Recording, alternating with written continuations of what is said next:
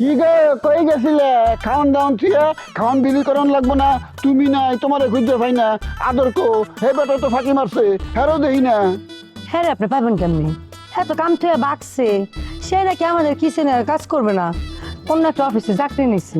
ওর চাকরি আমি আজকেই খামু। ওর অফিসের ঠিকানা তুমি দাও। আমি একটা জমিদারের পোলা হয়ে বাসায় ভাত দিতেছি, আর ওই চাকরি করবো? অসম্ভব। ওর আমি চাকরি করবো দিব না। ওর চাকরি আমি খাওয়া ফেলাম আজকেই। আমি একটা জমিদারের পোলা, আমি মানুষের বাসায় ভাত দিয়ে বেড়াইতেছি, তার চাইতে আমার গলায় ফাঁস নিয়ে মরা ভালো। হ্যালো, খালা কইলাম সবসময় একটা কথা কয়। কালা কয় এই যে পরিবার কোনো কাম মরবার গেলে কিন্তু কোনো রকম পেরেছানি অন যেত না, কারণ পৃথিবীতে কোনো কামই ছোট না, বুঝছো?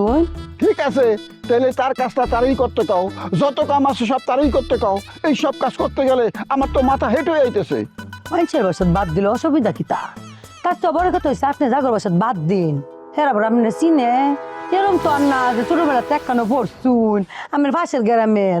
হেরা কোন দেশের আমনে কোন দেশের এক দৃষ্টিকোণা।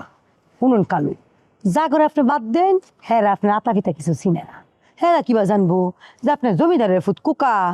তোমার কথা ঠিক আছে, কিন্তু আমি বিষয়টা মানতাছি না। অহন থেকে আমি ভাত বিলি করব না।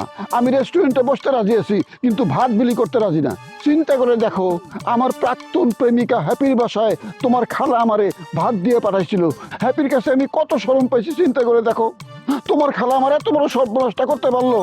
কালু, আপনি এরম বা কইতা শুন মনে হইতেছে হেফি আপনার বর্তমান। আপনি কি তা বুঝলা গেছুন হেফি আপনার এক্স গার্লফ্রেন্ড। এক্স গার্লফ্রেন্ডের কাছে আপনার সম্মানী কিতা আর অসম্মানী কিতা, তার উপরে আবার বেডে আবার অন্য মেডেল ফ্রেম করে। হ্যাপি আমারে ভুলতে পারে নাই। আমি ভাত বিলি করি, হ্যাপি এটা কোনোভাবেই মেনে নিতে পারে নাই।